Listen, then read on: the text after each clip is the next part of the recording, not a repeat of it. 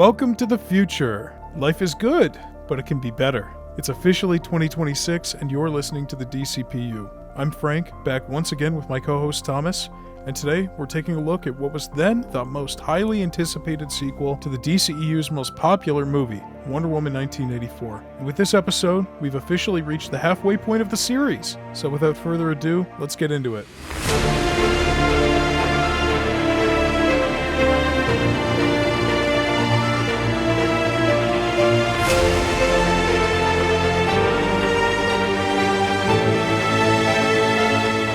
Initially, Patty Jenkins had only signed on for the first Wonder Woman film, but expressed interest at returning to direct a potential sequel. Gal Gadot was locked into a set picture deal, but clearly Warner Brothers wasn't as sure with locking down Jenkins. In an article from June 7th, 2017, which was 5 days after the first Wonder Woman movie released, it was suggested that executives were waiting to see the results of the film's opening weekend before they decided whether or not to bring back Jenkins for a sequel. Which I guess I can kind of see this. It does kind of hinder development though, because you're now guaranteeing even longer times between sequels. It could just be a side effect of Warner Brothers not having an idea of where they wanted the universe to go, or not having someone in charge of the creative direction a la Kevin Feige. I think it's just sexism, honestly. With Batman v Superman, they didn't wait and see like they did with Wonder Woman. They went right into production with Justice League, and they had Snyder, Goyer, and everyone else there signed on to do that movie. Jenkins and the sequel to this film, they wanted to hold off because they weren't sure that a woman-led superhero film would make enough money to justify a sequel, which I think is sexist. There's no market research to support that.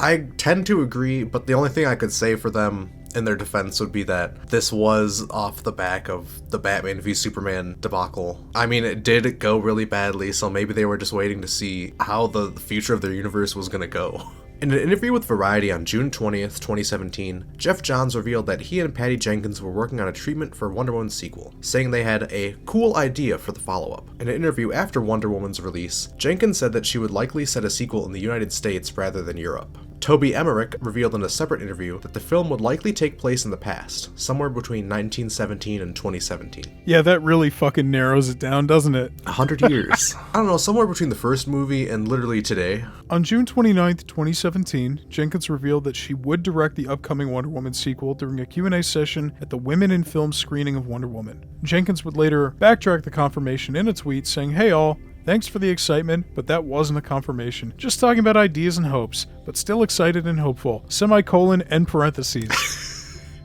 Winky face emoji, old school. On July 22nd, DC confirmed that production on the Wonder Woman sequel was underway in a sizzle reel with a bunch of other film logos, which included a bunch of movies that would definitely get made, like Justice League Dark, Batgirl, the Green Lantern Corps movie, Ben Affleck's Batman movie, and a Flashpoint movie. And they still didn't confirm Jenkins' return at this point. It wasn't until September 11th, never forget, when a Warner Brothers representative confirmed her return after Variety had run an article saying she'd signed on. Her deal, reported to be in the range of $7 to $9 million, would make her the highest paid female director in history. What do you think of their choice to announce on September 11th? What do you want me to say to that?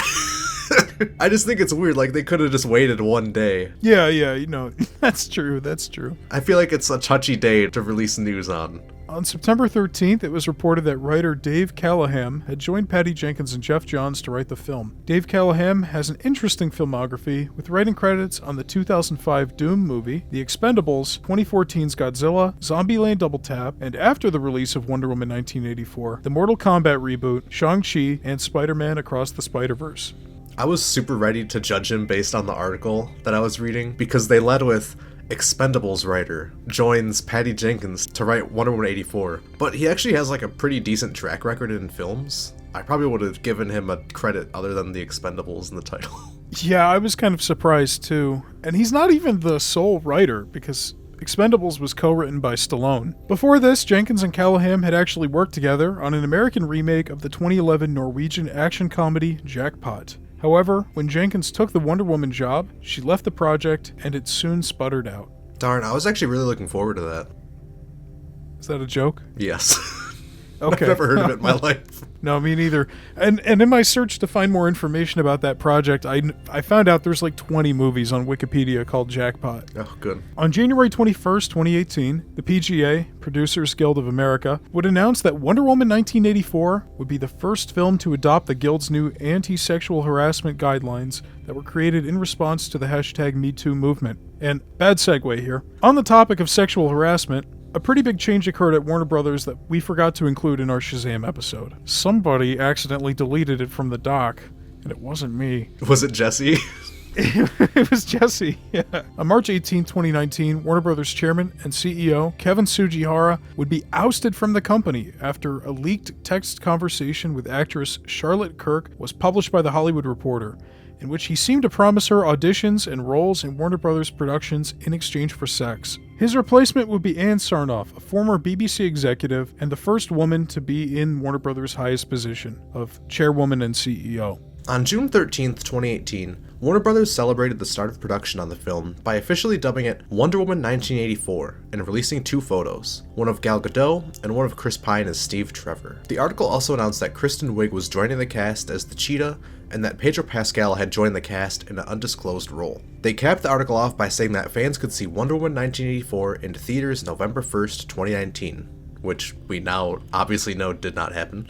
Yeah. And that's not the first time the release date will change. In an interview with producer Charles Roven on March 14th, 2019, he said that Patty Jenkins was just determined that this movie should be the next iteration of Wonder Woman, but not a sequel, and she's definitely delivering on that. It seems like a weird statement to say, to be so adamant that the film is not a sequel. Yeah, and then a source close to Jenkins referred to Wonder Woman 1984 as a standalone film in the same way that Indiana Jones or Bond films are, instead of one continuous story that requires many installments. Now see, that makes more sense to me if you're going to say it's not a sequel. If it's just like an independent, like serialized adventure, that makes more sense. A lot of comic books are like that. Quite frankly, I think that a lot of good movie sequels are that way, where they don't all need to necessarily connect to the story of the previous film, as long as you've just got the consistent characters there. I love Indiana Jones. I feel like I've mentioned it on like 3 different episodes of the show so far.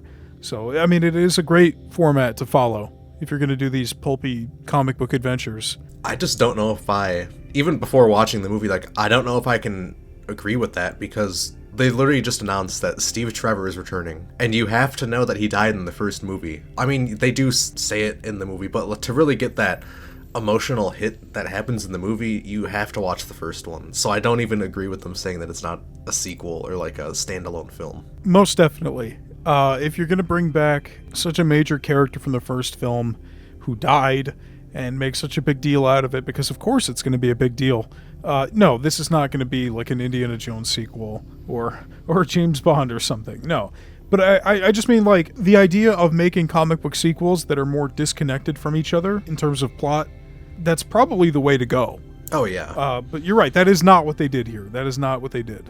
The article also closed saying that now Wonder Woman would be released on June 5th, 2020. So we already have a change in the release date here. But again, it won't be the last one. This film was originally announced for release on December 13th, 2019, before being moved up to November 1st, 2019. Then it was delayed to June 5th, 2020, and on March 24th, when theaters started closing due to COVID, the film was delayed to August 14th, 2020. In June, it was pushed back once more to October 2nd, before being delayed further to Christmas in September, where it would remain with a December 25th release date. And in a shocking twist, Variety announced that the film would be available to HBO Max subscribers on the same day of release at no additional cost. Shortly afterwards, Deadline reported that in order to get exhibitors on board with the day-and-date HBO Max release, Warner Brothers agreed to take a lower cut of the rental revenue than it usually would with such a tentpole release, as well as to pull the film from HBO Max after a month, so that the second month of the film's run in theaters would be exclusive. And on December 3rd, 2020, Warner Brothers announced that its entire slate of 2021 films would be given the same release strategy. A lot of filmmakers took offense to this, with Denis Villeneuve blaming the AT&T and Time Warner merger for this, as an act to undo damage done to the HBO brand with the launch of HBO Max. So, I mean, I understand that the directors will be upset that their work won't be on the big screen where they intended it to be seen, but I feel like it's a little insensitive of them to be like saying things like this, like you have to see it in a movie theater, because COVID was such an unprecedented time that I can totally see why people would not want to go to the movies even if infections were falling off. I think that the movie for a simultaneous release makes sense, and I'm sure that there was maybe some sort of middle ground for this that would please both parties. There's definitely no denying that this did have some sort of domino effect on streaming and the movie release dates at the same time. But I just think it's kind of like insensitive a little bit for them to be complaining and bitching so much. Well, I shouldn't say that. For them to be complaining so much that like their movies aren't on the big screen. Well, first of all, December 2020 is actually the second biggest spike in COVID cases for the entire pandemic. So in this movie's case in particular, yeah, it was especially dangerous to be going out to a theater. There was no vaccine until December 2020. And at that point, it was still kind of slow to get it rolling out. Oh yeah, I remember. I think it was like the first week of December when they announced that the vaccine would be available. But even at the beginning, it was so hard to get, too. It was being prioritized for like hospital workers and shit, so. Yes. The first time I read this, because I do remember reading this like 5 years ago when people were, venting about it, my reaction was like yours, where I just very instinctually was like, wow, what a hoity-toity bunch, they want to prioritize their art over people's lives. But I don't know if that's exactly what they mean. I think what they mean is maybe that Warner Brothers and all these other companies should have just kept delaying them until the pandemic was over. At least that's what I want to take from it as like a good faith reading. I know some of these guys can be kind of pretentious. I'm not going to name which ones specifically. Christopher Nolan. Yeah, well, Tenet is on the list of movies that would be released day and day, and I think it might actually be the reason why he left Warner Brothers. I think it is too. If they don't see it in theaters, they won't be able to understand the audio.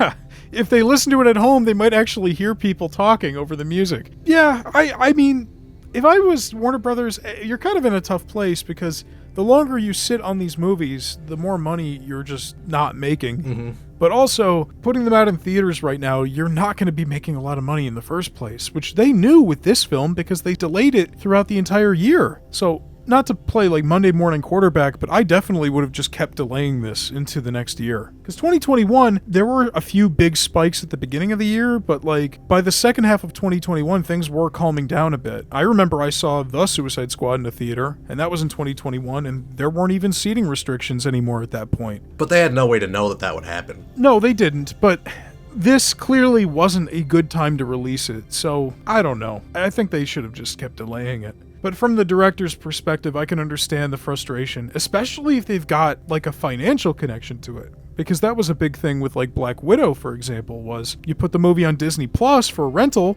you're not getting any of that because that's not what you agreed to when you signed the contract to make the movie. And there's a lot of cases like that. So it's just kind of a shitty situation all around, but I definitely don't think people should be risking their lives to go see a movie in theaters.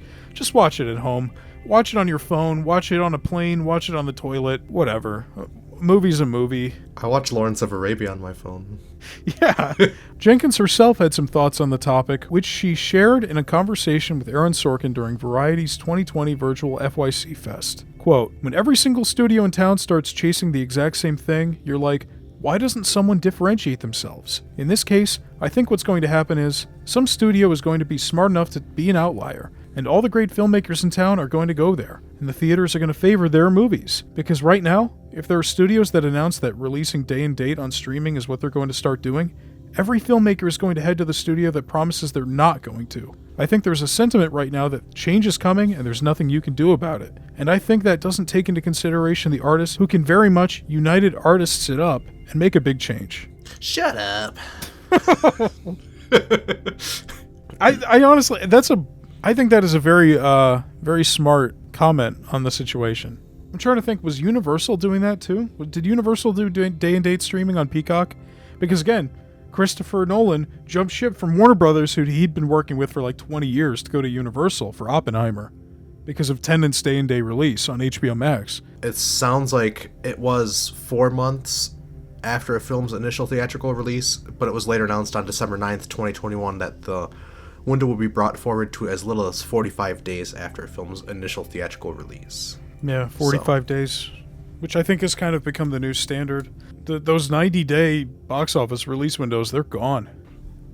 Which I think like 3 months is the perfect amount. I think 3 months is fine. Like, that is a perfect amount. And if you want to keep it in theaters longer, if it's doing well, God bless you. I remember that first Jumanji movie with The Rock and I almost said Black Jack. I thought you were going to say Black Adam. Yeah, With The Rock and Black Adam? The Rock and Black Adam? It's just different Dwayne Johnson characters. But that movie was in theaters from, like, Thanksgiving to Easter. That's crazy. insane. I remember, because it would be a running gag with me and my friends. I'd just check. Oh, is it still there? Yeah, it's still there. It was a running gag. We'd go see it every week. No, I never watched it. Now we get to the state of movies, DC, and the character at release. Thomas? So, this film faced some pretty stiff competition in the theaters in the form of The Croods, A New Age, Monster Hunter, News of the World, and Promising Young Woman. Also interesting to know that there were 2 movies with Frank in the title released at the same time. Stallone, Frank, that is, and Uncle Frank. Frank, do you have any thoughts on that? No. The Frank Cinematic Universe? What do you want from me? I don't know. I've got nothing to say about either of those. So in reality, these movies are really not even competing for the same audience as Wonder Woman, so they really shouldn't have affected Wonder Woman that much if it was released during a normal, non-COVID-19 movie theater environment. And in the world of DC Comics, 2020 was a year dominated by editorial changes, with notable departures being Dan DiDio and editor-in-chief Bob Harris. Dan DiDio is a funny man. He has like an insane hate boner for Nightwing and Wally West, and would just try to get them killed at any chance he could. And it's just, there's a lot, like, you can go through, people have gone through and, like, listed every time he tried to kill him, and it's, like, once every year. That's pretty Like, funny. any big event, he's like, what if we killed Nightwing? That sounds like DC editorial hates those characters almost as much as Joe Quesada hated Spider-Man. I don't know what his issue is with it. It was, like, only Nightwing and Wally West.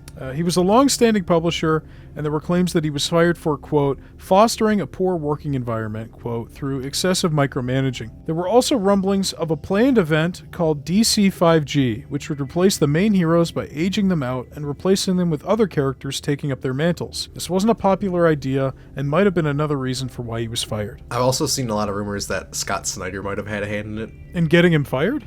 Yeah, because I guess he was trying to latch 5G onto the end of his planned event, and Scott Snyder's like kind of a big name, so he might have went above and like said, like, it might not have directly caused him to get fired, but it could have. Might have been the straw that broke the camel's back there. Yeah, but I remember this DC 5G was like a big thing because they were gonna get rid of Batman, Wonder Woman, Superman, and then like have different characters take up their mantles. And it wasn't even, well, Superman was his son, but Batman and Wonder Woman was going to be completely new characters instead of just letting one of the legacy characters take over that already exists. Yeah, that's silly. With COVID influencing the world outside of comics, DC also broke with its longtime distributor partner Diamond Comics Distributors in June of 2020. Diamond actually had a monopoly on the comics industry, distributing many of the big comics for both DC and Marvel, and they had been working with DC for 25 years. However, due to the COVID-19 pandemic, Diamond suspended operations, which also led to them withholding payments to publishers. This led to DC breaking ties with them and going with Lunar Distribution and UCS comic distributors to help them get their comics on the shelves as they had been paused for months. Coincidentally, DC had just renewed their contract a year and a half before this, in which they had asked to add a clause where they could get out of their exclusive deal with 60 days notice, which kind of makes me think that maybe there was some ongoing problems with the Diamond, and DC execs saw the cracks forming and kind of added this as like a failsafe. It kind of seems like such a random thing to add after 25 years of exclusive partnership. And because of this delay, Lunar became the distributor of DC and Image Comics, while Penguin Random House handles distributing titles from Marvel, Dark Horse, Boom, and other brands. Jumping forward, in January of 2025, Diamond filed for bankruptcy with a lot of their business gone. Back in the world of DC Comics, we had some significant events occurring in 2020. It was the 80th anniversary of Robin, so to celebrate, DC released a giant 100-page spectacular with lots of new tales featuring all the various Robins. And Catwoman also had an 80th anniversary 100-page special. Oh, would you look at that? A Joker 80th anniversary special. And surely there can't be another son of a bitch, there's a Green Lantern 80th anniversary special. But that was all the specials. I just thought it was weird that there was 4 in a year. Yeah. 4 100-page specials. And 80th anniversary specials. But now that we've covered all those specials, late 2020 also saw the return of our favorite character, the Batman Who Laughs, in the Dark Knight's death metal series. And I'm not even going to attempt to explain what is going on in this event, because I was reading about it, and it was batshit insane, and it was honestly making my head hurt reading all of it. But if anyone out there wants to try and look it up on Wikipedia and try to make sense of it, go ahead, good luck. But the most important thing to come from this event is that an omniverse was created, meaning everything in the history of DC is canon now. And Wonder Woman also had a really large role in the series, which probably was tied to the fact that her character would be receiving a new movie near the end of 2020.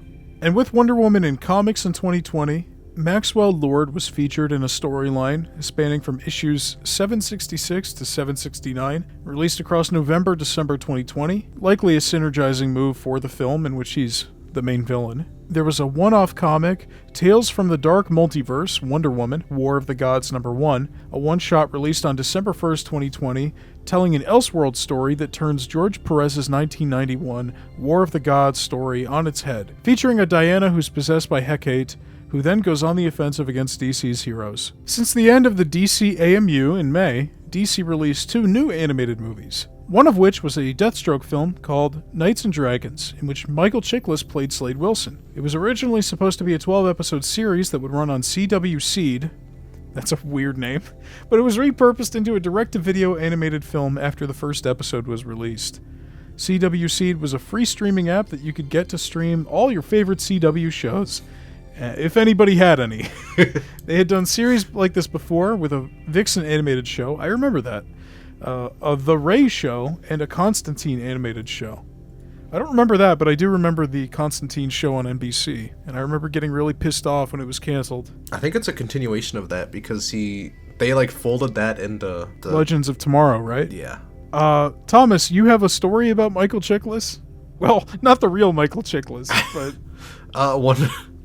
I'm trying to remember the details. I had a dream once where I was out in public and Michael Chiklis was walking his dog, and I don't know if it's actually his dog or what, but he just started like shooting into a crowd of people for some reason. He might have been like fighting back against someone, I don't know. This happened like 7 years ago. I remember I told Frank when it happened and he thought it was hilarious, so I thought I'd share it with the world. Because it is. It is very funny. There was also an animated Superman movie called Man of Tomorrow, which kicked off the new rebooted DCAMU, now called the Tomorrowverse. This was also the first year of DC fandom. In June 2020, Warner Bros. Announced a DC-themed online-only convention dubbed DC Fandom. This was a way for DC to still have their own little convention space separate from the virtual Comic-Con that was replacing San Diego Comic-Con. Dubbed a, quote, free, immersive virtual fan experience, DC Fandom was a 24-hour-long event held on August 22nd. However, the event was later split between 2 days, which makes more sense to me. Day 1 on August 22nd would be the main presentation titled DC Fandom Hall of Heroes, and the second day would be titled Explore the Multiverse, and would be on September 12th. See, they didn't do 9/11 that time, Thomas. They didn't, but it's also weeks apart. Yeah, I don't know why they didn't just do it back-to-back. I agree that it seems like a weird choice. The split was due to fan feedback of having too much content to consume within the 24-hour limit, which I agree with. It's kind of silly. You have a note here, it's COVID, what else are you people doing? Which, I mean, I don't know, were they archiving this, or was this like a live, like 24-hour, non-stop new information thing? Because that sounds like a nightmare. I think it was like a website you'd go to, and then you could go to different like videos and things. You're right, I see here. People were able to log in freely and see new announcements, trailers, and panels for upcoming DC films, television series, comics, and video games. The projects shown included The Batman, Black Adam, The Suicide Squad, Zack Snyder's Justice League, Wonder Woman 1984, Shazam, Fury of the Gods, and The Flash. Additionally, there was a list of participants, including Matt Reeves, Robert Pattinson, Zack Snyder, Patty Jenkins, and James Gunn. The event was pretty successful, with the Hall of Heroes, Day 1, being viewed by 22 million people across 222 countries in the 24 hours it was available. Honestly, I think that like the idea of this DC fandom is pretty unique, as unlike San Diego Comic-Con, which is literally just like one weekend in one city, here everyone around the world can participate. And they even point out like we're able to have questions from India answered or have artwork from the Philippines or South Africa seen by talent.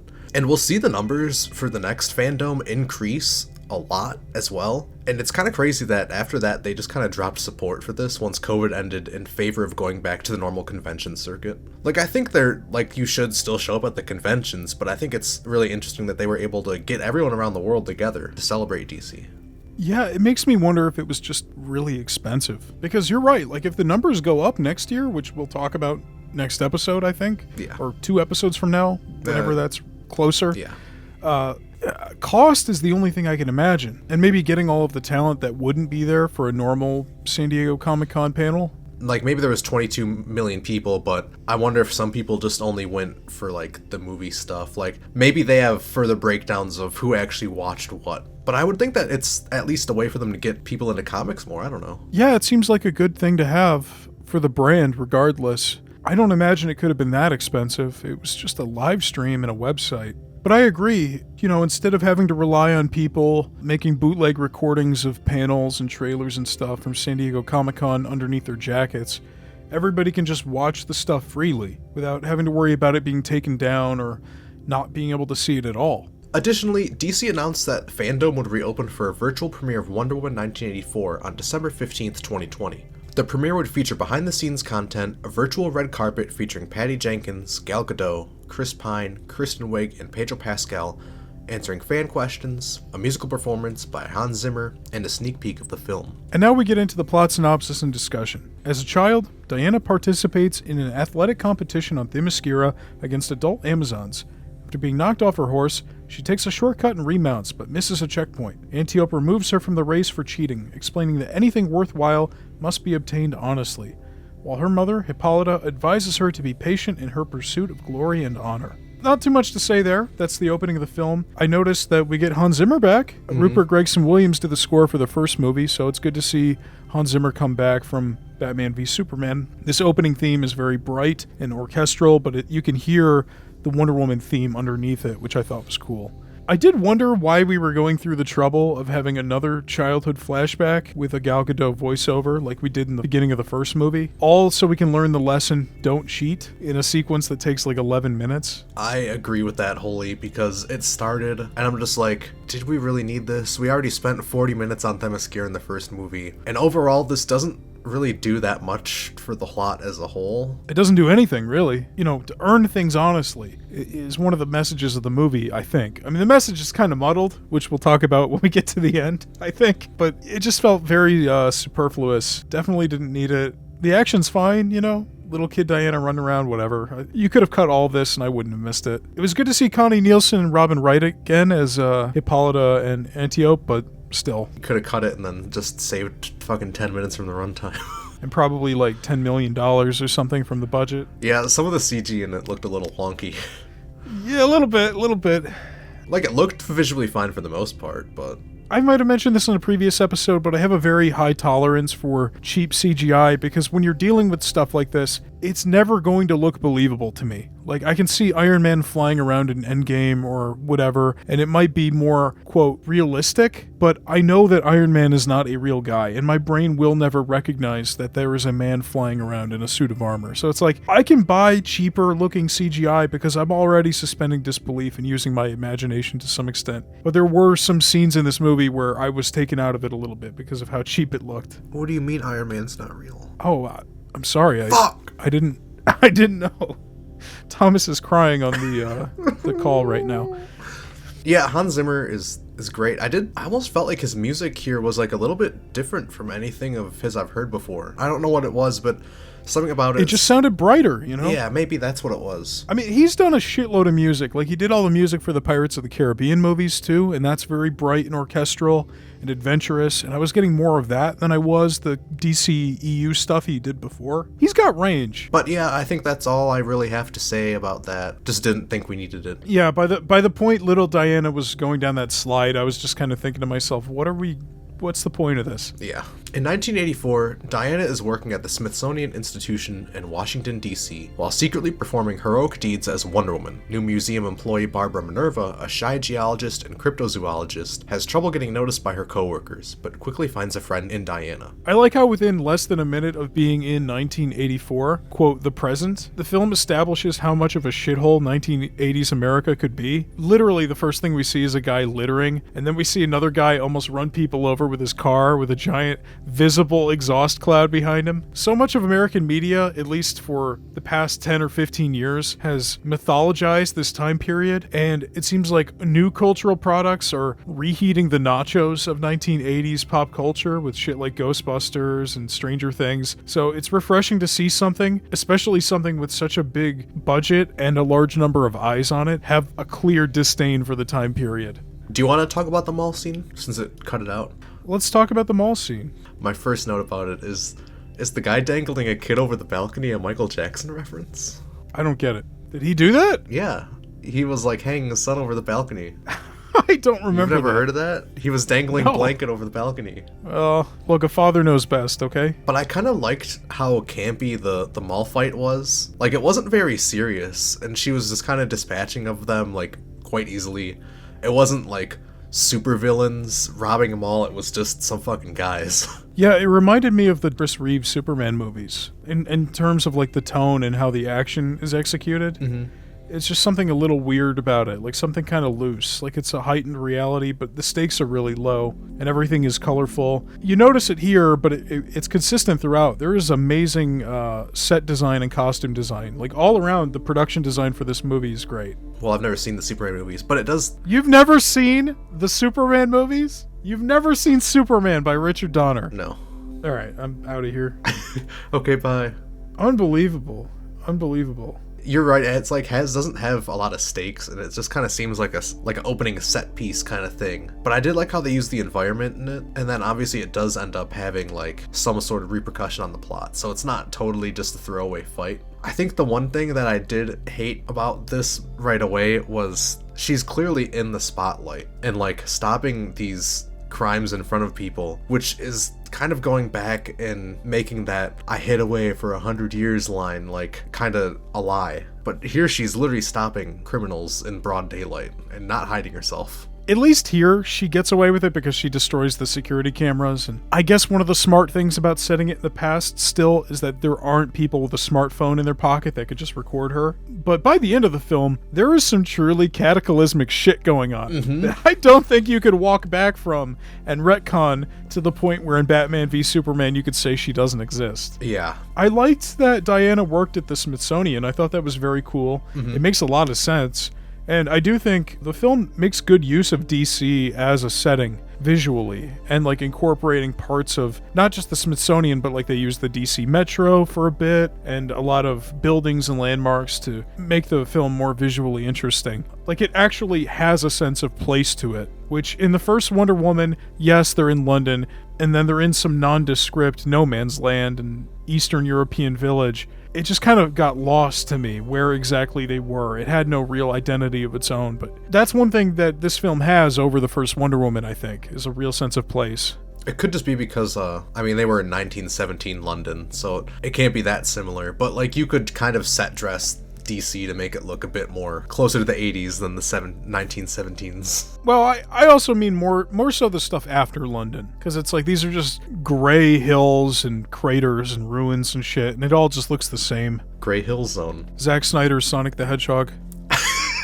Hedgehogs are gray edition. I think they show her in her apartment, Wonder Woman, and I did like how they kind of have her walk through and they show some pictures of like what she's kind of done in the 70 years since the first movie. And like they even have a picture of an old lady who I'm pretty sure is supposed to be Etta Candy, Steve's assistant, which I thought that was like a nice touch that she like keeps in touch with her or whatever. So I thought that was kind of nice that we did get a hint of what she was doing over the time in between the two films. Yeah, I thought that was nice too. The one that I remember the most is there's one of her like liberating a Holocaust camp. It was nice world building there, nice storytelling without having to say anything. We get the introduction to Kristen Wiig's character, Barbara Minerva, also known as Cheetah in the comics.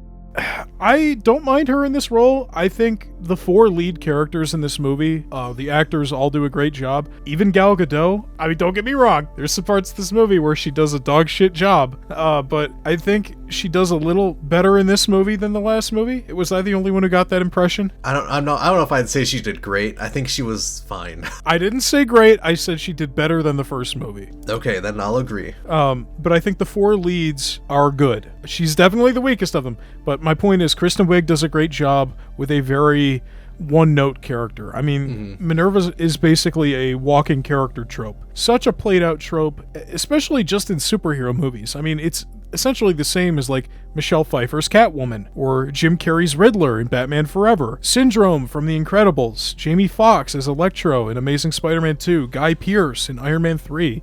You know, the list goes on and on. It's just like this shy, clumsy nerd who turns evil, has some kind of relationship with the main hero, maybe is scorned by them.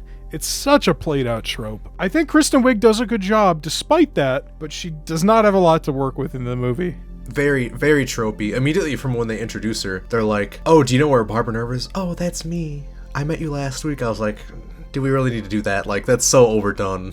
You know, they're trying to make her look like frumpy or whatever, but she just looks like a normal person, I guess. I don't know. I feel like they wanted us to be like, oh, she looks weird. It's like, no, she just looks like a normal person. Yeah, it's not a good trope. It's very dated, and it's not a good trope even when it appears in older stuff. It's so fucking played out. Yeah, I think you're right. She did do good for what she was given. I did like how she very noticeably, at least to me, like, changed her acting throughout the film as her wish changes her as a person even more. That's true, and yeah, I think that's more her performance than the script. Yeah.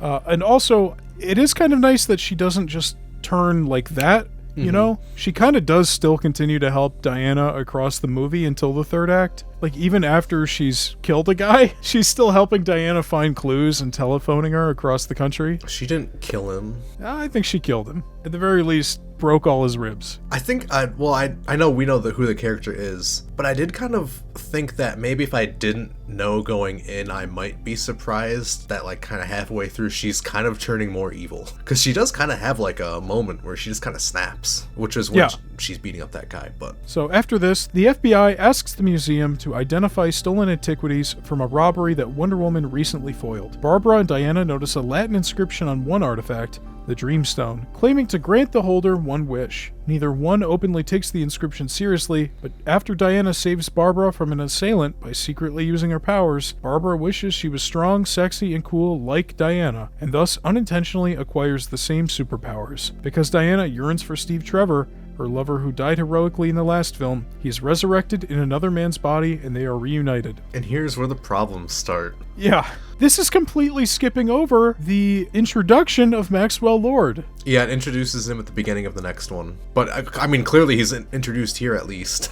Before Steve Trevor's back, he is. Yeah, I want to talk about him real quick. Maxwell Lord is a fantastic villain for so many reasons. Pedro Pascal is fantastic. I mean, he is hamming this up, and it is just such a delicious performance. I love how he's like this big, like, colorful character, you know, rich guy, and then you get a glimpse behind the scenes that he's putting up a front and he's actually broke as shit. Like, it's obviously an allegory for Donald Trump, which, again, feeds into the fact that they're setting the film in the 1980s. They're actually using the setting and the culture and the pop culture figures of the time for the story. It's not just they're setting it in the 80s for no reason. No, this was a guy who was on TV all the time, is known as this big shot, but behind the scenes, he's got businesses going bankrupt left and right, and he's just a weasel. And it's great. Pedro's great. He pulls it off so well. Especially because you have scenes where he goes and he is acting very confident in himself and this business, and then you have a complete, like, when he meets Simon Stagg, complete one, oh, like, no, please, just give me, like, one more day, like, I got this, please. He's like Starscream. Like, he's just like, he's so arrogant, but then also, yeah, whenever he's confronted with real danger, he scurries away. It's fantastic. And I know we don't really get this part until the next paragraph, but as far as supervillains go, this is a really unique supervillain for a movie.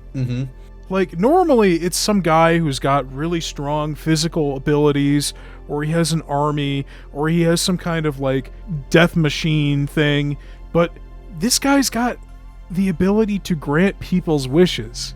He's a walking monkey paw. That is so cool. It's so different. It's very interesting. I feel like that was something I maybe didn't like the first time watching the movie, but going back through, I was like, you know, this is actually very unique and it's different. And even think about it now, like, he's granting people's wishes, which isn't a very, like, villain thing to do. I mean, granted, it's the people's wishes that turn bad, and there is a monkey paw element to it, but it's kind of interesting that they go with a villain who's actually doing, like, good things for people, at least in their minds.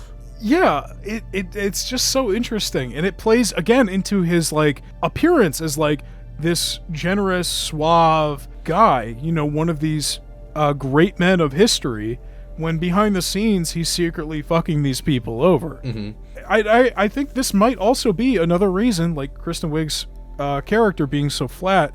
Like, people like you said you didn't like this character when you first saw the movie, and I'm sure a lot of other people felt that way, where it's like, who is this guy? Like, why is he the main villain? You know, this guy is just a businessman. But I think it's really refreshing. I think, like Kristen Wiig too, I really liked seeing how his character changed over the film as he's granting all these wishes. You see him, like, very visibly change. Like, Pedro Pascal kind of changes how he's acting. He acts a bit more, like, erratic and, you know, different from his suave personality in the first half. That was another cool part of him and his powers, is, like, as he's granting these wishes, he's physically degrading. Like, his right eye becomes bloodshot. Mm-hmm. There's a point where he starts bleeding from his ears. He's got, like, really dark veins growing out of his face, you know, like, just really cool. I also really liked how, well, first of all, we don't know at the forefront that when people get these wishes that they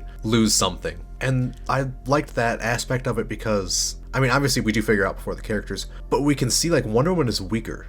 And I think it kind of makes it interesting that she isn't her whole 100% throughout the movie. And it kind of makes it so that there's a bit more weight to her actions and, like, her fight scenes in the film. Because she's not invulnerable anymore. She can actually take damage. She can't 100% get everything done. You see her struggle a little bit. And it's a nice way to actually have there be, like, her, like, she can't just sweep Maxwell Lord because she's, like, a god or whatever. Yeah, it's a nice way of ramping up the tension, kind of keeping things fresh, too, because we've already seen her kick, like, an entire alien horde's ass in Justice League with her buddies, but now she's struggling against being crushed between two jeeps later on. Do you think that Barbara had a crush on Diana, or is it just that she admired her as a...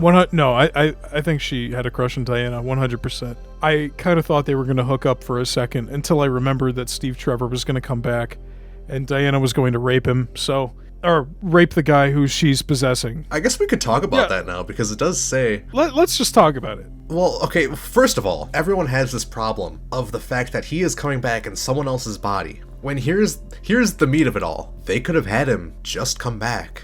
He didn't have to be in anyone else's body. It's a dream or wish stone. It's making the impossible happen. Why did it have to be in someone else's body? It could have just been him. 100%. We're dealing with straight up fantasy here.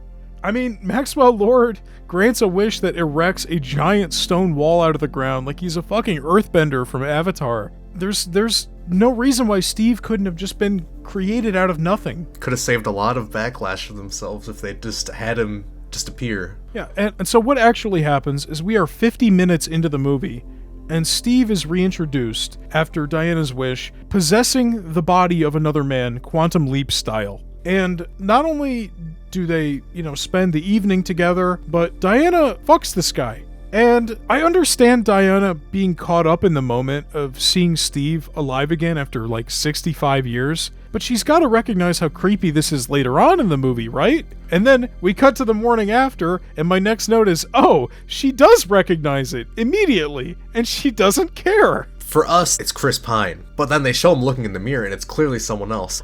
A very odd choice. It bothers me so much that she's not concerned about it.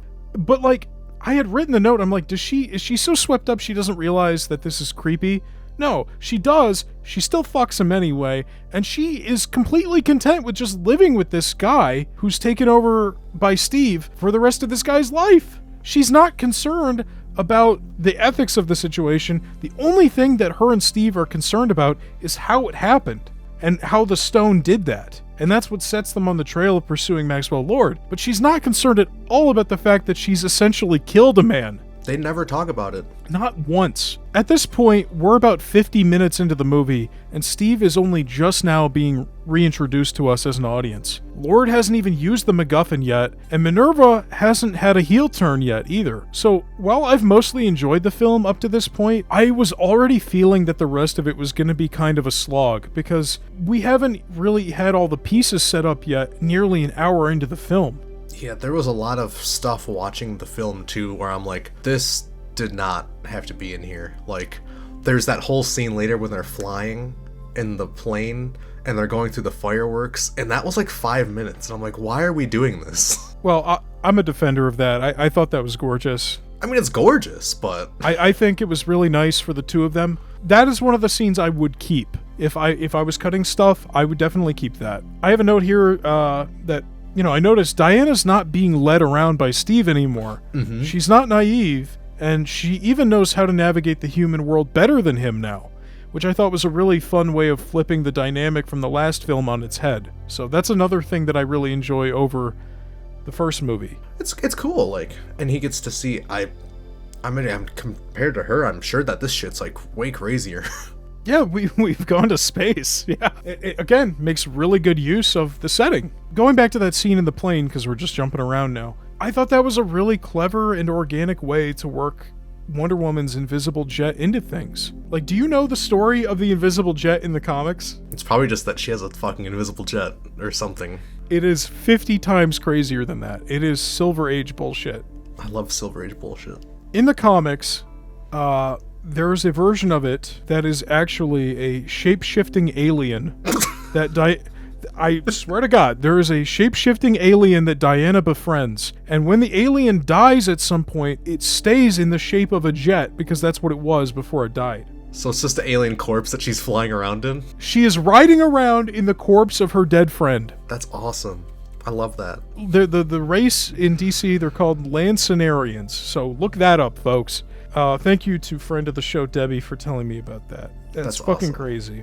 I did think that this whole dream stone, wish stone, whatever the fuck, it was kind of a shame that it's a god-imbued item, but then there's like no gods left for them to like go talk to it about it, because I think that would have been pretty interesting if they had actually been visiting a god or something to be like, do you know anything about this? I had the same exact note. It's like, not only did you kill Steve off, and then have to come up with a weird, creepy, convoluted way of bringing Steve back, but we have this god artifact, and no god, because you killed them all off in a voiceover in the first movie. Just, yeah, I just wish that they had, even if they were like, oh, there's one minor god that didn't die, I'd been like, okay, cool, but they didn't even try to do that. Nope, they establish Ares killed them all.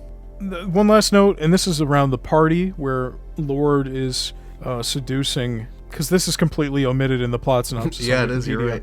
But there's a whole party scene where Maxwell Lord, he goes to visit the museum, and he donates a bunch of money, and they host a gala, and he shows up, and he makes out with Minerva, and steals the Dreamstone, and while all that's going on, I'm just admiring the production design of the party and stuff, and the costumes, and the way that Minerva and Lord are behaving. I mean, throughout the whole movie I get this, but particularly the first half, I'm getting a lot of like the Joel Schumacher Batman movie vibes from these characters in this world. And again, that might be another reason why a lot of people hated this movie, but I am a thorough enjoyer of the Schumacher Batman movies. So, just another reason why I enjoyed this. I did kind of like in that scene, it's very clear to us as the audience that he's using her. He's like, oh, why don't we go somewhere? Maybe your office? And she's like, oh, yeah. And then they're making out, he's like, oh, what's that on the table? Oh, can I borrow it? Let's get back on track. Failing businessman, Max Lord Lorenzano, recognizes the Dreamstone and hopes to use its power to save his nearly bankrupt oil company. His wish is to become the stone and gain its powers. Whenever he grants someone else's desire, he can take what he wants from the wisher. This soon results in worldwide chaos, destruction, and instability. Diana discovers that the Dreamstone was created by Dolos/Mendacius, the god of lies, also known as the Duke of Deception. It grants a user's wish, but exacts an equally strong toll unless they renounce the wish or destroy the stone. Although Diana's powers and Barbara's humanity begin to diminish, neither is willing to renounce their wish. This is insane because this is like half the movie. Yeah, this one paragraph, which I think we actually split, makes up at least 2 hours of the movie. It's insane. And that just goes to show you how much of the plot can be boiled down. Mm-hmm. Because Thomas and I, we both feel the same way. This movie is way too fucking long. I actually enjoyed the movie a lot, but I found myself checking the time at multiple points. There is not a lot of actual plot that happens. And I don't see how this couldn't have been 2 hours or even 90 minutes. I really think you could have cut a lot of this out. You even texted me, you said, I don't know how there's an hour left. And I thought that was funny because I literally have a note in my notes. It says, I'm about an hour in and I don't know how there can be another hour plus left. And then this completely cuts out the whole part where he goes to Egypt, which is quite a big part of the film. Because that's where there's a lot of action there. Because also this first half of the movie is not actiony at all. There's the mall fight scene. Yeah, that might be it. Speaking of the Middle East. We'll talk about her in a minute, but what I was going to refer to is how when Lord's negotiating with the a royal oil magnate, I like how the guy is laughing in Lord's face, and like all of his guards are not taking him seriously. Like even with this superpower, he's still being mocked and laughed at, and he's still a weasel that nobody respects. Which again, it really separates him from other supervillains. Like you would never see people treat Zod that way. Even though Maxwell Lord's power is way scarier than Zod's, he's still just this guy who does not command the respect of other people. Until he steals his military team, or his security team, and then he's like, oh fuck. I think that's the first part where I was kind of like, the implications of his power are kind of crazy because he's just like, oh, fine, I'll just take your security team. And these people can't say no. They're just like, oh, I'm with that guy now. Like he just rewrote reality. Yeah. It's crazy. Just reprogrammed everybody. It is truly bonkers. We already talked about them stealing the jet and the fireworks scene. Thomas hates it because Thomas hates love and he hates everything romantic. Mm-hmm. But I thought you would defend yourself, but I didn't hate it. I think I hated it at first, but then it was kind of like nice to see them bond a little bit. And we also get Minerva's heel turn where she beats the shit out of this guy in the street, which, I liked it. I do think it's interesting that there's kind of like an inversion going on where Diana's becoming a normal person and Minerva is becoming Diana. Mm-hmm. It's not just that there are going to be two identical people fighting each other. Like, it's not a Superman Zod situation where they're basically fighting with the same stats on a trading card. It's like these are two people that are kind of mirroring each other they're passing trains, I like the scene you're talking about, the scene where she like really turns and she beats that guy up. And I think the thing that really sold that scene for me was when she sees her homeless friend that she brought food to earlier in the movie, and he's like, Barbara, what are you doing? She's like, why don't you mind your own fucking business? And like that's so completely different. And he's like, whoa, like. Yeah, I really like that. Again, just doing a lot with this character to make her more than just a trope. My next scene is about Gal Gadot rescuing those kids. Oh, so cool. I was going to talk about that too. Because I kind of like that scene, which is the next action scene after the mall fight. Go ahead. Well, I mean, I kind of liked how this is probably the first time that we actually see her fight where she recognizes that she's not at her full power. And I like how they actually have to kind of work around that. I also like the highway chase.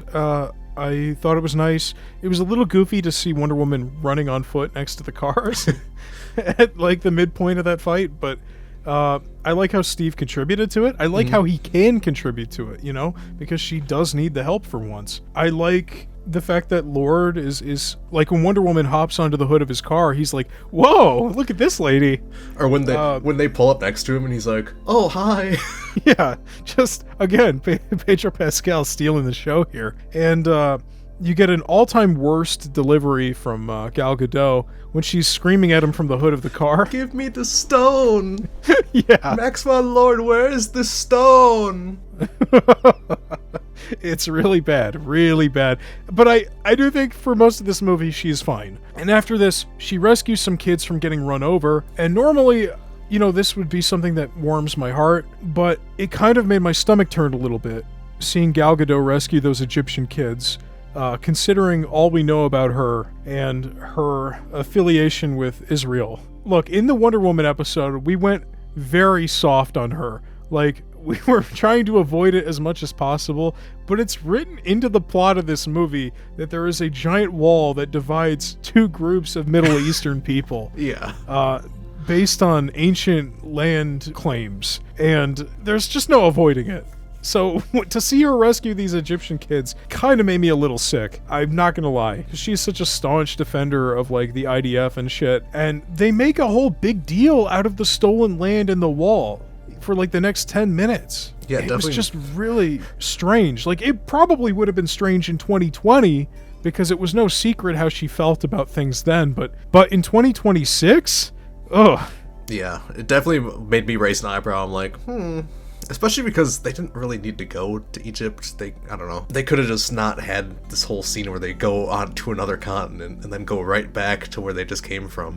They could have just done something in America, like have that guy come to America. I don't know. But it was definitely like, yeah, the stolen motherland. I'm like, did she have a hand in writing this? Yeah. Ugh, that was awful. Just like from an optics perspective. Before we move on with the plot synopsis, I do really like how the granting everyone's wishes at once and it becomes pure chaos bit happens. I thought it was very funny. I mean, definitely like stressful, but also funny because that's kind of exactly what would happen if you granted everybody's wishes at once. Oh yeah. Because they make a comment about like there's like 50 Porsches speeding around the neighborhood hitting people. It reminds me of that scene in Bruce Almighty. Have you seen that movie? I've seen maybe parts of it, but I don't think the whole thing. It's like a Jim Carrey movie, and Morgan Freeman plays God, and Jim Carrey takes over for him, and he's sick of going through everybody's prayers and approving or denying them. So part of it is like he just hits yes to everything, and then it just turns into pure chaos. And there's a voice on the radio that mentions how there's like 50 million lottery winners, but they only get like $14 each. That's pretty funny. It's a good bit. I did have one more note, and it's to do with them learning about the Dream Stone, because they ask Barbara to look into it earlier in the movie, and then she goes, yeah, this random guy next to the dance studio, he says he knows about it. And they just go to this random fucking guy who was never mentioned in the movie and never appears again, and he just lore dumps this information on them with some random book that his grandfather gave them about the fall of like the Mayan Empire. And I thought that was so weird. It was a bit lazy, yeah. I mean, if you wanted Minerva to have more to do, you would just have her find that information out. Have her find the book and have the meeting between the three of them, her, Steve, and Diana. This guy definitely felt, I don't know, forced exposition. I mean, the scene itself is fine. There's nothing offensive about it. It's a little lazy. It's very lazy. I actually kind of thought he was gonna be like a minor god, because I didn't remember. I was like, is this maybe some minor god that like actually knows? But no, it's just some guy. Yeah, it'd be cool if maybe they could play it off as Ares only killed the Greek gods, so Diana could still have other deities to talk to for whatever movies are left for her in this franchise. But no, it's just some stoner dude. Moving on, Max visits the US president, who wishes for more nuclear missiles as protection against the Soviets. But these are detected, bringing the world to the brink of nuclear war. Max also learns of a new and secret satellite system that can broadcast to everyone in the world simultaneously. Since his powers are causing his body to deteriorate, he plans to grant wishes globally to steal strength and life force from the viewers and regain his health. Diana and Steve confront him, but Barbara sides with Max, overpowering Diana and escaping with him on Marine One. His plan is to become a televangelist. He wants to use mass broadcasting for his plot, just like Jim Carrey's Riddler. So there's another Batman Forever Schumacher-y thing happening here.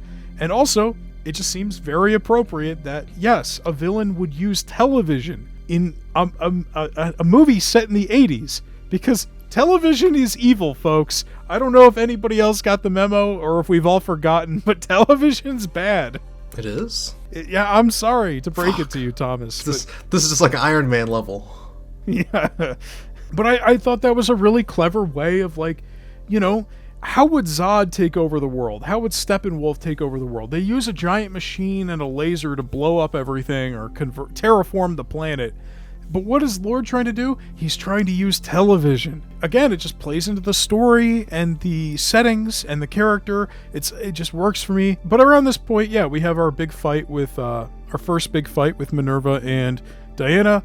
Diana gets her ass kicked. And I wrote down a note here that our hero reaches their lowest point about exactly 2 hours into the film, with only a half hour left to go. So again, the pacing and the length of this movie are just completely fucked. I feel like Wonder Woman was a bit more compassionate in this movie, because she was really, like, when they're fighting the security guards in the White House, she's like, no, don't kill them, Steve, they don't know what they're doing. And she's stopping Barbara from killing the security guards when they're fighting. Like, she throws a chair in front of the one guy so he doesn't fly onto the ground. And I kind of liked that. I made a note of that as well. I do like how during the fight she made an effort to save the people that Minerva was just going to kill. Steve convinces Diana to renounce her wish and let him go, restoring her to full strength. Donning the armor of Asteria, the greatest of all Amazon warriors, Diana flies to the satellite headquarters and again battles Barbara, who is transformed into a humanoid cheetah after wishing to become an apex predator, which also this completely cuts out the little lore drop of Asteria. But yes, after a brutal fight that ends in a lake, I don't think it's a lake, it's more of a pond, but Diana overcomes Barbara with an electric shock, then pulls her out of the water. Diana confronts Max and uses her lasso of truth to communicate with the world through him, persuading everyone to renounce their wish. She then shows him visions of his unhappy childhood and of his son, Alistair, who is frantically searching for his father amid the chaos. Realizing the error of his ways, Max renounces his wish and reunites with Alistair, simultaneously renouncing everyone else's wishes and turning Barbara back to normal. I definitely thought that Barbara died from the electric shock. I did too, like, for a second. When the fight was over, I thought she was dead. So I was super surprised to see her, you know, turn back to normal. She did have Wonder Woman's strength, though, so... That's true. She was superhuman at that point.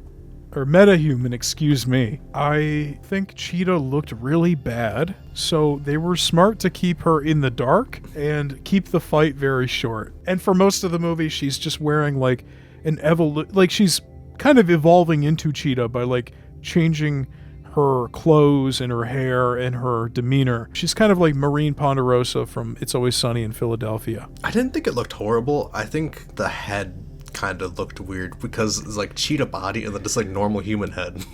Yeah, it looked like Cats. It looked like Cats, the movie, like Cats. To me. It's like the body is fine, but I'm with you. Like, the part for me that looked really bad is the way, like, the hair connected to the face. It could have used a little more touching up. When Steve and Diana are running through the streets, there's a guy who directly addresses her as Wonder Woman. I thought she was supposed to be in hiding. Really? Yes.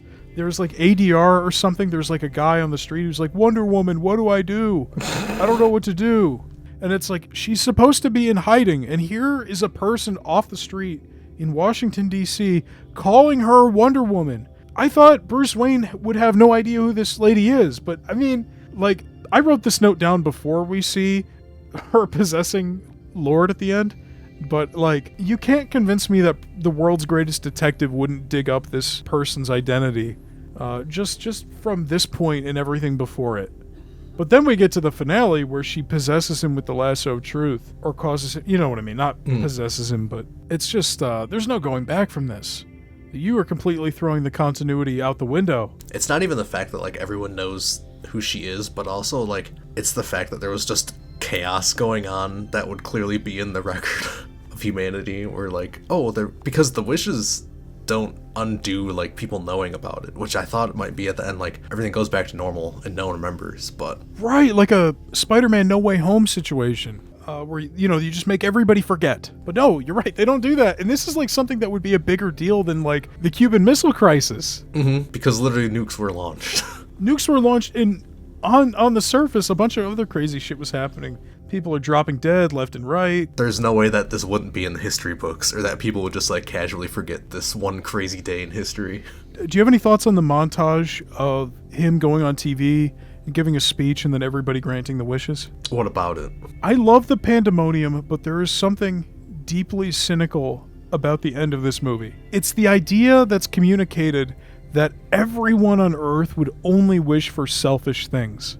Like, every single person is wishing for money, or for someone to die, or there's a really fast, blink and you miss it, racist Middle Eastern terrorist guy asking for nukes. And there's a guy or a lady wishing for all Irish people to be deported out of England. It just bothers me because if this was a real thing, there would definitely be people wishing for nuclear disarmament, or the cure for cancer, or, helping a family member be able to walk again if they're in a wheelchair, something like that. And it's like, is the movie this cynical about people? I think it's more, so you're saying like you don't like that they're only showing people wishing for bad things. The movie is communicating that only bad, selfish things are being wished for. We don't see one example throughout the entire movie of a selfless wish. The reason why I'm certain that this is the actual case is because the end message of the movie in Diana's speech is that, like, your current reality, the truth, is good enough. And that is a shitty message to everybody who would make a selfless wish, because it would make all those blind people go back to being blind, and it would make everyone with cancer have cancer again, and, put nukes and weapons back into people's hands.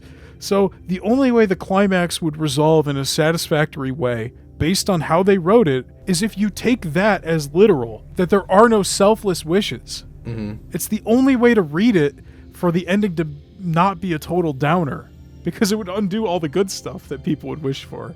I was thinking they were just trying to show, because, they can only show like so many people wishing. So I think that they were just trying to show the extremes that people would go to, like what wishes they would have, because if they only have so much screen time, which apparently they have a lot though, because they have 2.5 hours, but they're only going to show like people wishing for bad things. They're not going to be like showing a kid wishing for a puppy. Again, like, that's the good faith reading, but that just makes the ending feel worse, because then those people have to be told by Wonder Woman that they shouldn't have wished for the puppy, and that, you should renounce your wish. You know what I mean? Like, it just doesn't feel as good if there were people making good choices with their wishes.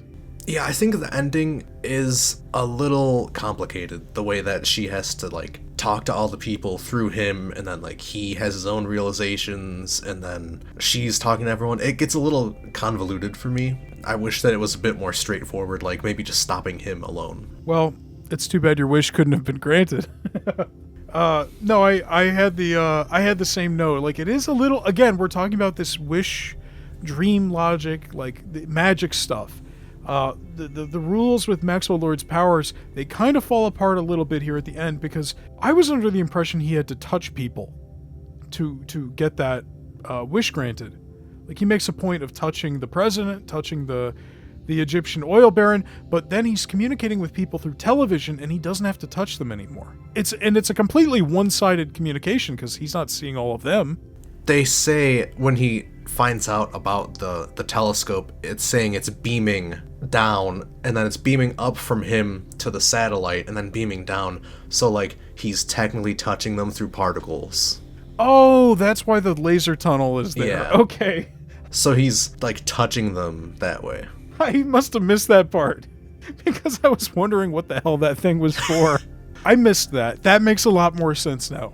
It's still, it is very complicated. You're right. The way that Wonder Woman has to resolve this is very tricky, which I liked. I did like that part of it, where it's like she can't just overpower this guy, because now he's technically more powerful than she is. It's not really a fight. No, it's completely one-sided. She has to do like a Naruto talk no jutsu, because, like, this guy is quite literally infinitely more powerful than she is now. Mm-hmm. He's got the power of like 6 billion people, or however many people were on Earth watching TV in 1984. Yeah, it's a weird, complicated resolution, which again I think would turn off audiences. But with a villain whose powers are this weird, you can't have a traditional fight. It has to be resolved through talking, through conversation. To be fair, they could have just went the route of, once he's wishing or getting everyone's wishes, he's like, I wish I was big and powerful, and then like I wish I could fight, and then they fight, but they don't do that. No, they don't. This is a much smarter ending than just turning him into like a big doomsday monster. That'd be funny. That would be so bad. During the part where Diana's talking to him, Hans Zimmer reuses A Beautiful Lie from Batman v Superman, which I thought was really interesting and I didn't remember from the first time. It's the song that plays at the beginning, and it's very somber, and I thought it was an interesting choice for him to like reuse it, because it's not even like he's reusing part of it, it's like pretty one-to-one. And this plays in which part of the beginning? In Batman v Superman? Yeah. It's literally like the beginning. It's okay. Like the opening scene, I think. So it has nothing to do with Wonder Woman. That's interesting. Yeah. It's called A Beautiful Lie, so I think maybe that's why he was doing it. I think it might be as simple as the name being A Beautiful Lie, and, you know, everything about Maxwell Lord is 1980s American New Gilded Age bullshit. And I was struggling a little bit with the theme of the movie, because I really think the movie's just... You could say it's messy, which I do think it is messy, despite being so thin on plot, you probably could cut it down to like an hour 40. But the message is a little more complicated, because I'm trying to think, how could you sum this up as a theme? Like, what's the message here? Be careful what you wish for. Take no shortcuts. Be true to yourself, because she's always going on about the truth and reality. Don't be greedy. Like, I think it's a combination of all of these, but it's a little hard to pin down. And I do think it works against the movie that there isn't just a very simple summation of the theme. Unless I'm stupid. Unless I just didn't get it.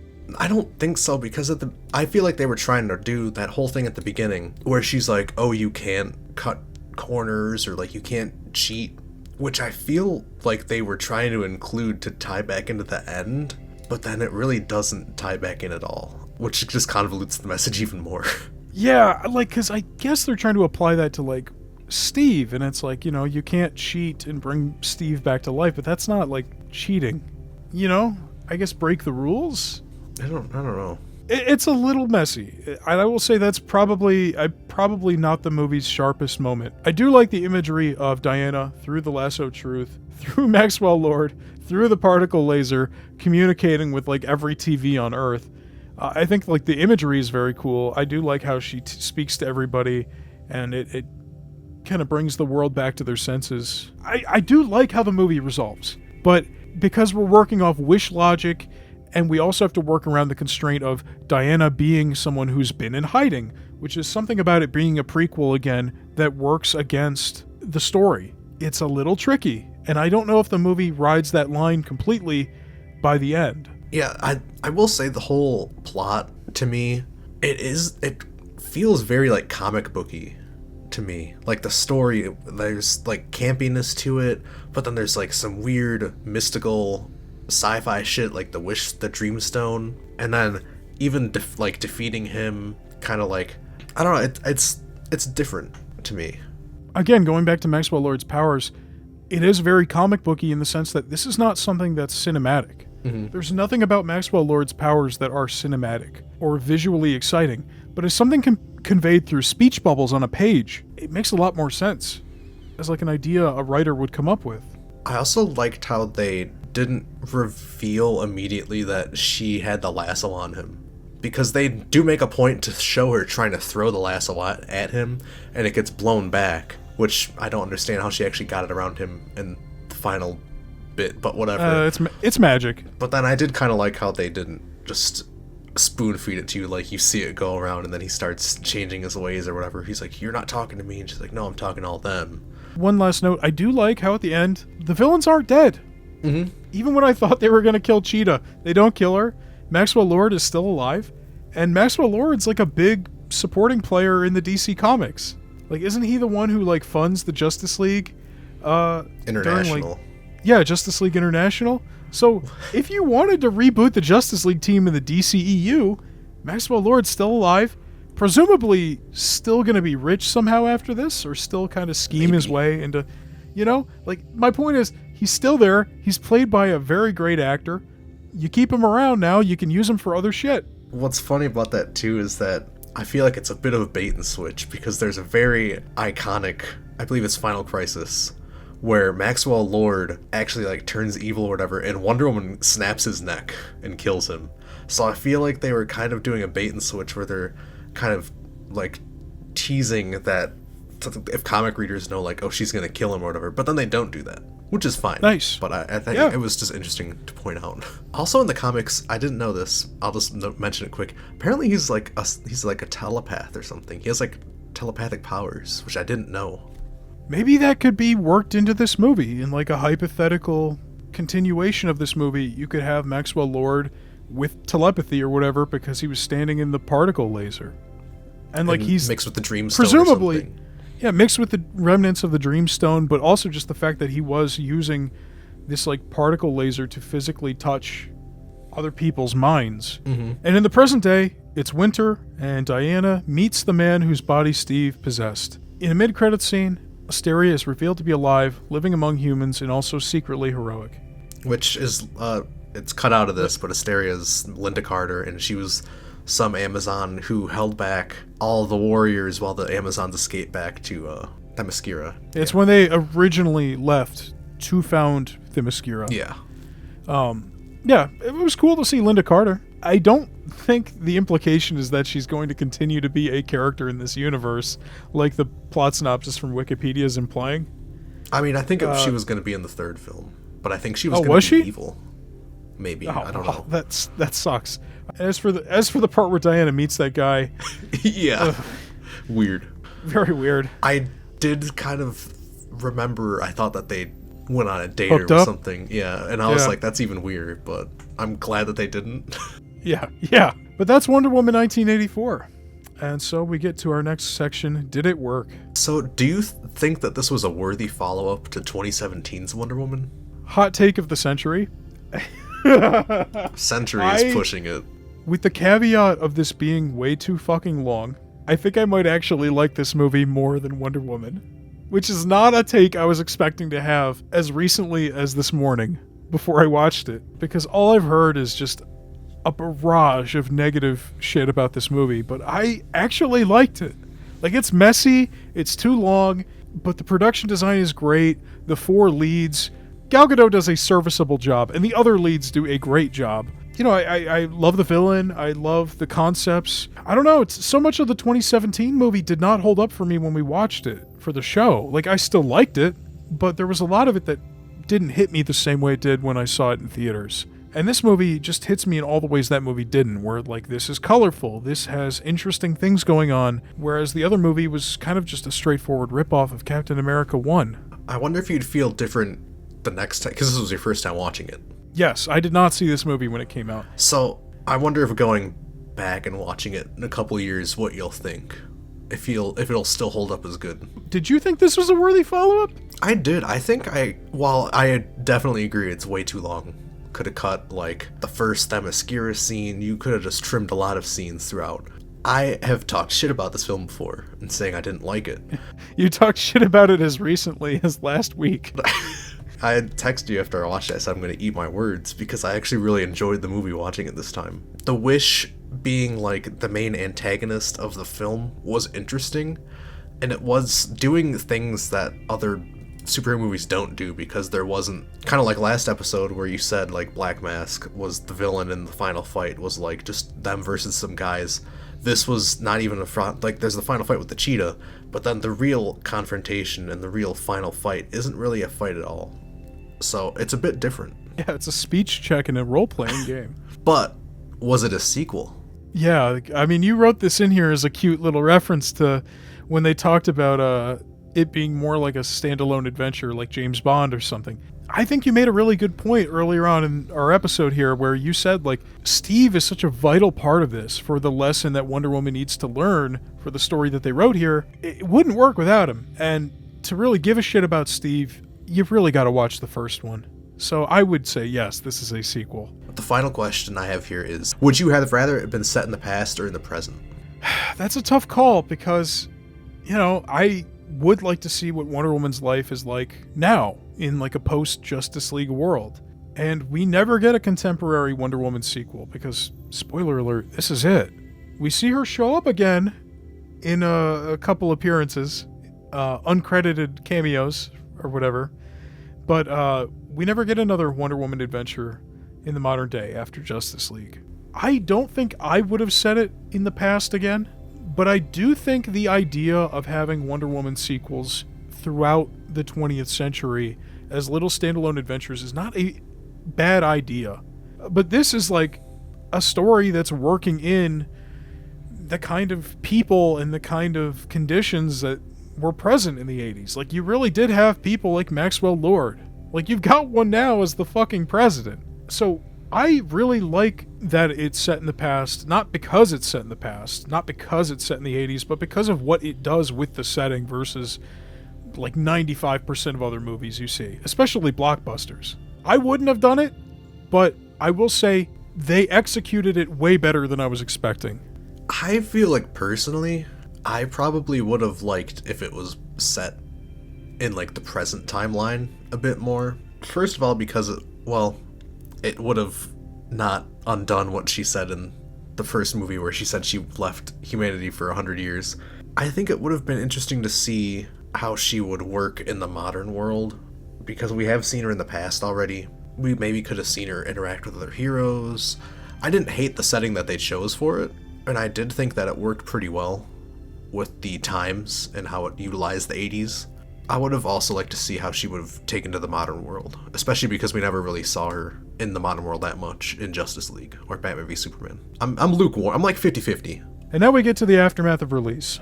Wonder Woman 1984 received a 57% critic score on Rotten Tomatoes with a 73% audience score. It had a Metacritic score of 60 and a cinema score of B+. But it doesn't matter what the critics say, because money talks louder than critics. The purported budget for the film was $200 million.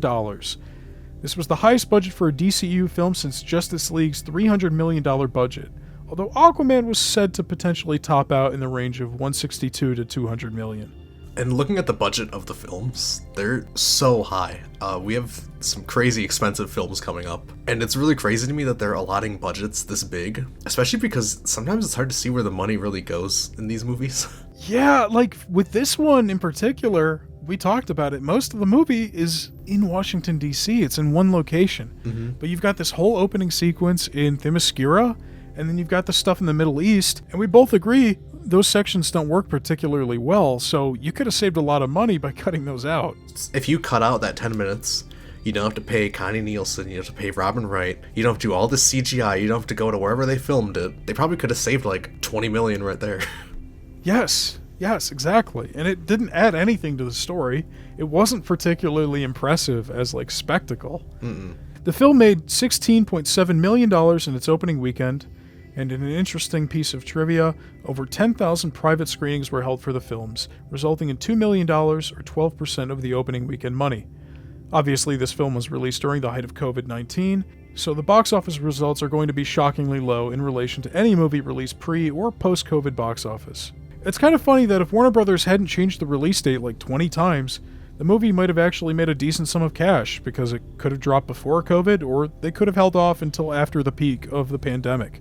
Yeah, that first release date, November, would have been perfect.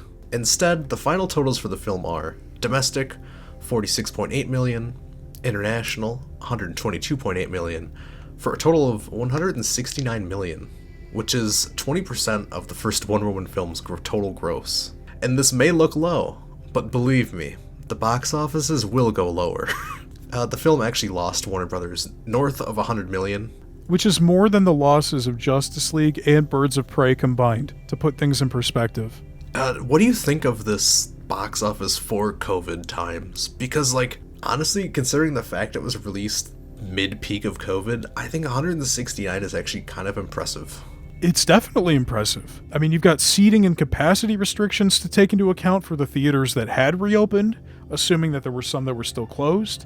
Not to mention that people weren't willing to go in the first place. The movie was never going to do well financially. And they should have looked at all the other movies as they were pushing this release date back over and over and realized, hey, maybe we should have just held off. Now, as for the effects on future projects that this film would have, Wonder Woman 3 was greenlit by Warner Brothers only 2 days after the film debuted, on December 27, 2020. There was confirmation from the company that this would be an exclusive theatrical premiere, not simultaneous with HBO Max like 1984 was, and Patty Jenkins would be returning. As for the fate of that movie, suffice to say, we will not be getting it. With the COVID-19 pandemic sticking around for the long haul, Warner Brothers was at an impasse. Producing movies was harder, and they were losing money on blockbusters that weren't sustainable. So, after the sequel to one of their most popular movies tanked, they decided to go back to where the problems all began, and rectify what broke the DCEU, Zack Snyder's Justice League. Thanks for listening. If you liked this podcast, or if you hated it, please let us know in the comments, and give us 5 stars on whatever app you're listening to. Nope, whatever app you're listening on. We'll see you next time. Goodbye. Bye-bye, everybody. Happy New Year.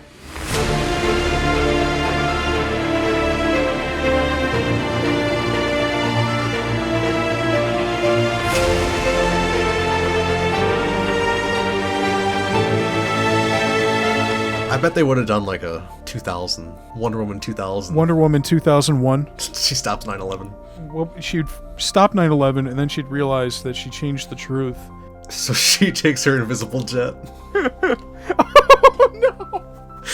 Invisible jet, Wonder Woman 2001, into the World Trade Center. Oh, my God. I think we have our post-credit scene.